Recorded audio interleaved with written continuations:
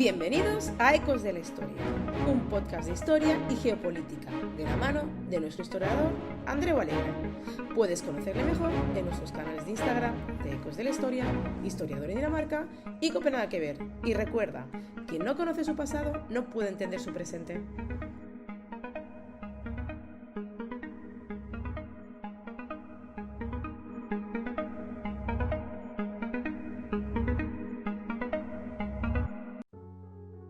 Bienvenidos a un nuevo podcast de este canal, Efemérides de la Historia. Como ya sabéis, cada 2 semanas subiremos un podcast detallando las principales efemérides que han ocurrido durante esas 2 semanas y haciendo un pequeño repaso histórico de los acontecimientos descritos. Creemos que es una manera amena y divertida de hacer un primer acercamiento a diferentes hechos del pasado. Además, como en cada podcast trataremos 4 o 5 efemérides principales, vosotros tenéis la oportunidad de decirnos cuáles son las que son más de vuestro interés para poder desarrollarlas más en profundidad en podcasts posteriores. Y sin más, empezamos. Y empezamos con una efeméride que me ha encantado poder titular así. Se llama Una dinastía de huevos. Pero no pensemos que estamos mal hablando aquí. Y es que en 1613, Mikhail Romanov sería el fundador de la dinastía que llevaría su nombre, la dinastía Romanov, y se convertiría en zar de Rusia. Lo del título de una dinastía de huevos obviamente viene por los archiconocidos huevos Fabergé. Pero veamos que la dinastía Romanov fue la última dinastía imperial que hubo en Rusia y que estuvieron gobernando desde 1613 hasta la Revolución de Octubre de 1917. Los Romanov ganaron mucha influencia durante el periodo denominado como Gran Interregno, generado justo después de la muerte de Iván IV en 1584. Iván IV, también conocido como Iván el Terrible. En 1613, una asamblea de nobles eligió a Miguel I de Rusia como zar, ya que este era sobrino nieto de Iván el Terrible. Durante los siglos XVII y XVIII, los Romanov establecieron un fuerte sistema de gobierno de carácter totalmente autocrático en Rusia, centralizando mucho lo que eran los elementos de poder y reforzando todos los elementos de control del Estado sobre la sociedad. Pero además de Miguel Romanov, tenemos otros grandes personajes que esta dinastía dio, como es por ejemplo el caso de Pedro el Grande, que estuvo reinando entre 1682 y 1725 y es uno de los miembros más conocidos de la dinastía, ya que se le atribuyen importantísimas reformas que modernizaron y un poquito, digamos que occidentalizaron lo que era la Rusia del siglo XVII-XVIII. Otro de los grandes personajes es Catalina, conocida como Catalina la Grande también, que la zarina estuvo reinando entre 1762 y 1796. También es una de las figuras más importantes dentro de la dinastía y durante su reinado Rusia se expandió especialmente hacia sus territorios más hacia el sur y hacia el oeste y se convirtió en una de las principales potencias de Europa, rivalizando con absolutamente las principales que había en ese momento. A finales del siglo XIX y principios del XX, la dinastía Romanov empezó a perder muchos apoyos, especialmente dentro de las clases populares, y empezó a enfrentar crecientes tensiones sociales y políticas en Rusia. En 1917, durante la Revolución de Octubre, el gobierno de los Romanov fue derrocado y la familia fue asesinada a manos de los bolcheviques. Y aquí quiero haceros una pregunta. ¿Sabíais que el último zar de Rusia, es decir, el zar Nicolás II, tenía sangre danesa? ¿Sabéis por qué? Pues si lo queréis saber, solo tenéis que ponerlo en los comentarios y os lo explicaremos en breve.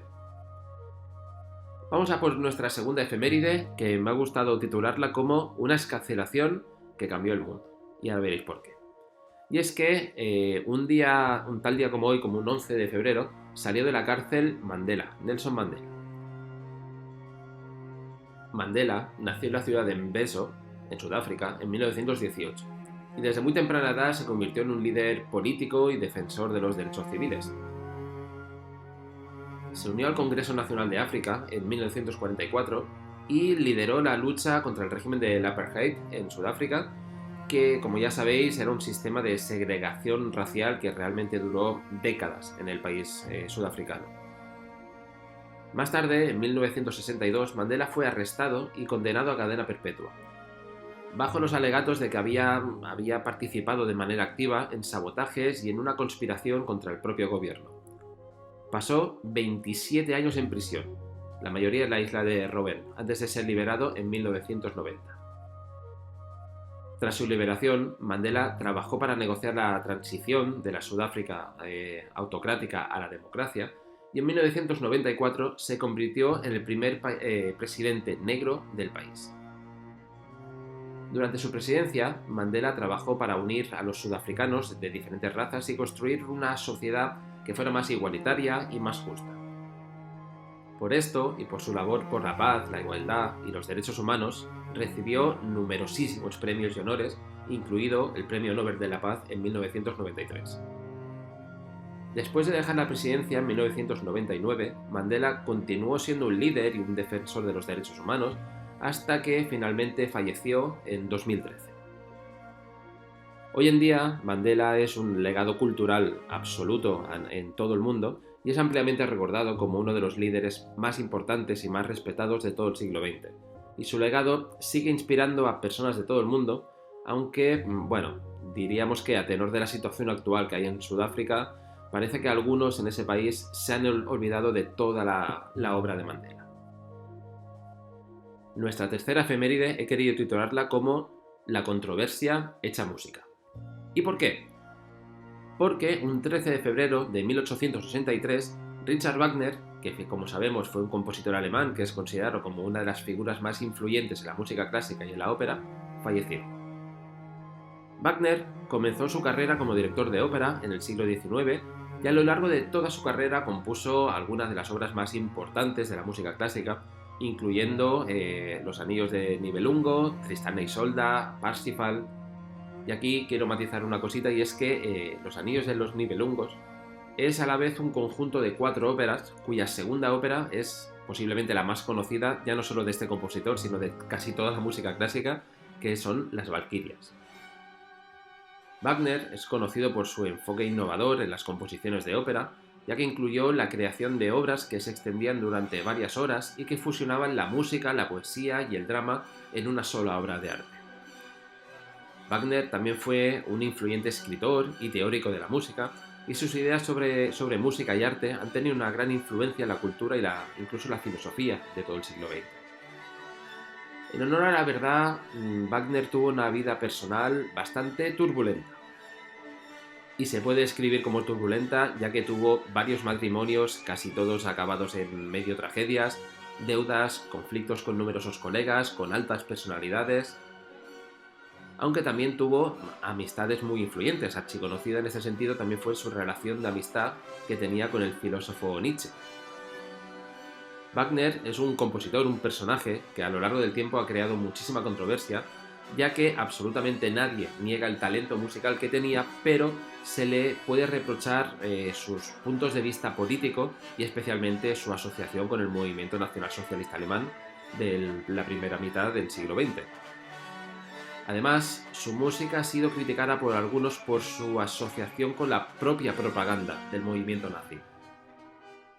Pero esta asociación no es algo exclusivo de Wagner, ya que muchos músicos y compositores contemporáneos también están sometidos a esta revisión porque también comulgaron en su momento con las ideas nacionalsocialistas.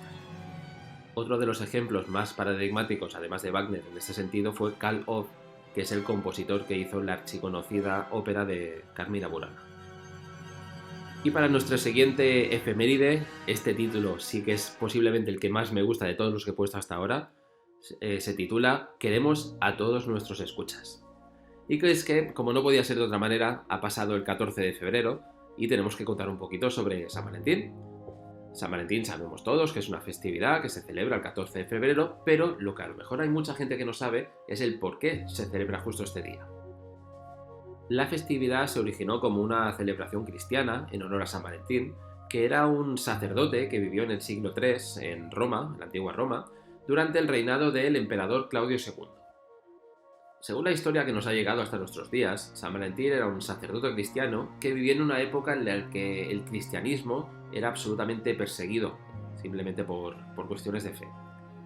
Valentín se destacó por su dedicación a la causa cristiana y por su labor como sacerdote, pero en particular por su actividad de casar parejas que no podían casarse públicamente debido a las restricciones religiosas que había impuesto el propio emperador, Claudio II, ya que prohibió el matrimonio no solo de los jóvenes cristianos, sino que prohibió el matrimonio entre todos los jóvenes, y esto lo hizo para que pudieran ser más fácilmente reclutados para el ejército. San Valentín desafió esta prohibición y continuó casando parejas en secreto hasta que, obviamente, se hizo público. Supuestamente San Valentín también se ganó el respeto y la admiración del pueblo romano al curar diferentes enfermedades de los habitantes de la ciudad. Pero bueno, aquí ya entraríamos dentro del misticismo o simplemente de unos conocimientos médicos un poquito más avanzados. Cuando Claudio II se enteró de las acciones de San Valentín, lo arrestó y lo condenó a muerte, siendo así que fue encarcelado y decapitado el 14 de febrero del año 270. Después de su muerte, San Valentín fue considerado un mártir y un santo, y su legado se convirtió en una celebración cristiana que ha llegado hasta el día de hoy. Creo que en el año 270 no se regalaban ramos de rosa, pero bueno, hay cosas que cambian con la historia. Y para nuestra última efeméride, como ya sabéis, en todos nuestros podcasts siempre daremos nuestra última efeméride dedicada a algún personaje, a alguna vivencia, a algún acto de especial relevancia en Dinamarca. Pues bien, aquí tenemos que un 11 de enero de 1638, en Copenhague, Dinamarca, nace Niels Stensen. ¿Y quién era este señor? Stensen es considerado uno de los científicos más importantes que ha dado en toda su historia Dinamarca, ya que es el fundador de la geología moderna y se le atribuyen también importantes descubrimientos en el campo de la anatomía. En 1667 publicó un tratado llamado Elementos de Miología, en el que describe la estructura y la función de los músculos del cuerpo humano. Su trabajo fue muy influyente en la anatomía e incluso en la fisiología moderna.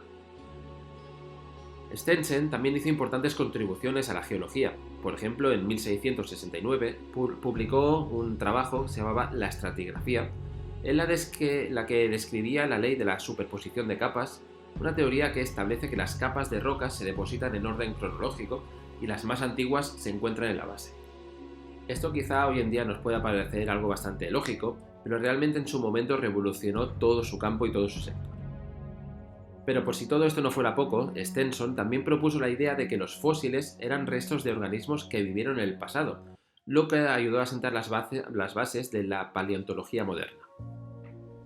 Después de una vida dedicada a la ciencia, Stenson decidió dedicarse a la religión y se convirtió al catolicismo en 1667 y más tarde fue ordenado sacerdote en 1677, nombrado obispo de Titiópolis por el Papa Inocencio XI.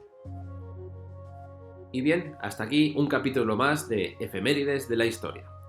Esperamos, como siempre, que os haya gustado este nuevo episodio y recordar que podéis seguirnos en nuestro Instagram para poder estar informados de los nuevos capítulos que iremos subiendo y de toda la información que vamos describiendo. Os dejaremos los nombres de los 3 Instagrams, ya sabéis, Ecos de la Historia, Historiador en Dinamarca y Copenhague que ver, en la descripción de este podcast y en el primer comentario.